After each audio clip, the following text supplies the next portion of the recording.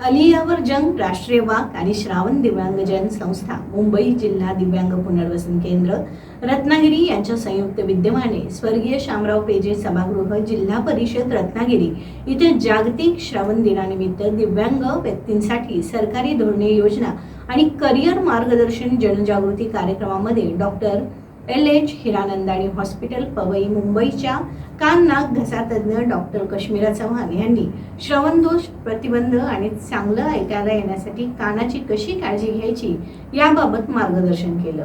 या कार्यक्रमांचे प्रमुख पाहुणे जिल्हा समाज कल्याण अधिकारी जयेंद्र जाधव हे होते। या कार्यशाळेत अपंगत्व असलेल्या मुलांसह जुळवून घेणाऱ्या कुटुंबांसमोरील समस्या आणि वास्तव या विषयावर सचिन सारोळकर यांनी मार्गदर्शन केलं। श्रवण दोष लवकर निदान आणि लवकर उपचार या विषयावर वाचा उपचार तज्ञ प्राजक्ता भोगटे सातवसे यांनी प्रकाश टाकला।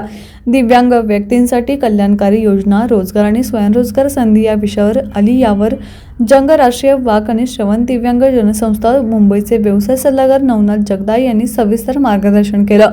संकेत चाळके यांनी जिल्हा दिव्यांग पुनर्वसन केंद्रामार्फत देण्यात येणाऱ्या सेवांची माहिती दिली। थेरपिस्ट वहिष्ठाई दाबू यांनी देखील श्रवण आणि वाचा उपचार यांचं महत्त्व विशद केलं।